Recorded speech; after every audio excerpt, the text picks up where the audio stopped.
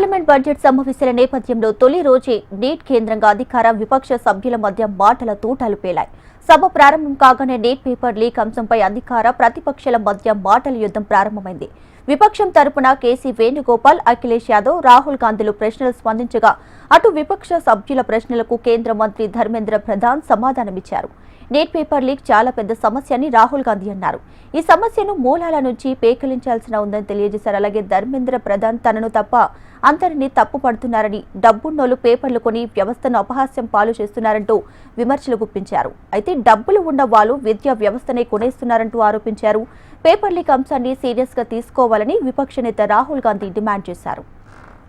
Sir, in light of the severe breach in the examination process and the significant impact of over 24 lakh students, does the minister accept the responsibility for these failures? Given the gravity of the situation, and uphold accountability and integrity of the office, will the minister consider resigning? Sir, I am here on the mercy of my leader, Prime Minister Saab. So, whenever accountability comes, my government is collectively answerable to that. Sir, regarding anomalies and some information of malpractices, yes, Speaker Sir, in the out of 4,700 centers, only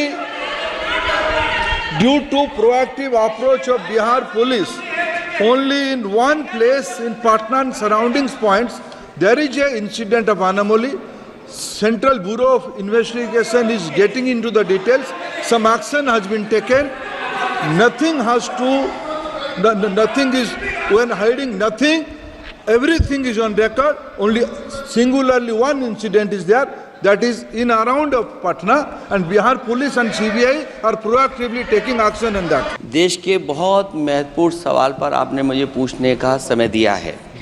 अध्यक्ष महोदय, ये सरकार किसी और का record बनाए न बनाए, लेकिन पेपर लीक का रिकॉर्ड जरूर ये सरकार बनाएगी.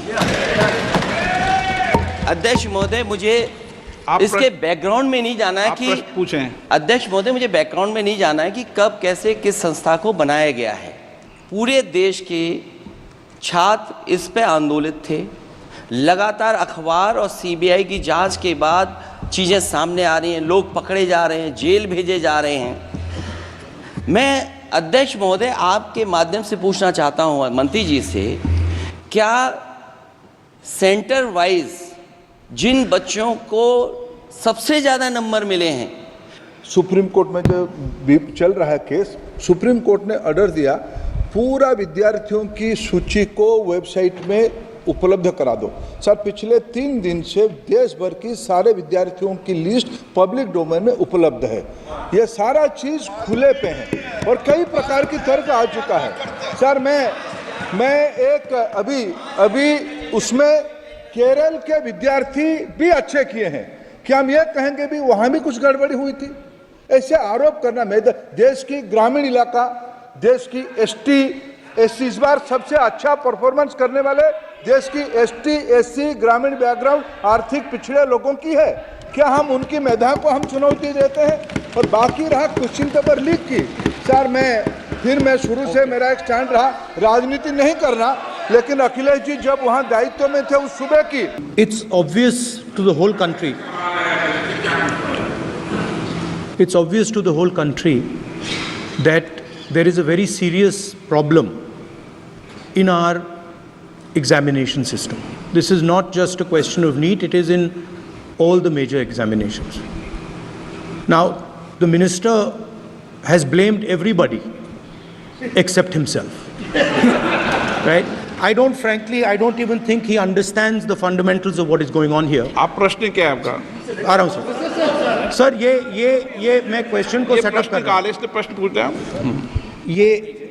The issue is that there are millions of students in this country who are extremely concerned at what is going on and who are convinced that the Indian examination system is a fraud.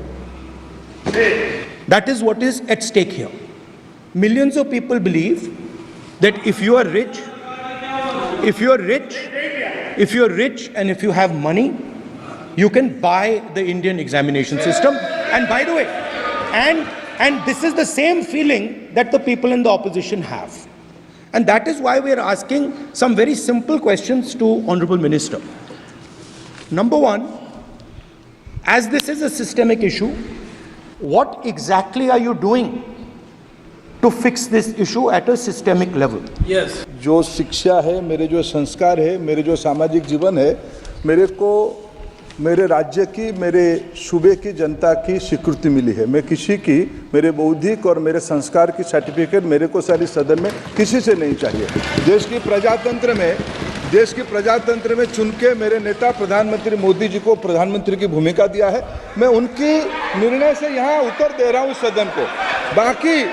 बाकी ये कहना चिल्लाने से सच झूठ नहीं हो जाएगा साहब। ये जो कहा गया देश की अभी की एग्जामिनेशन सिस्टम रबिश है सर, इससे दुर्भाग्यजनक बयान देश की नेता प्रतिपक्ष का कुछ नहीं हो सकता है सर। मैं कठोर शब्द से इसको निंदा करता हूं।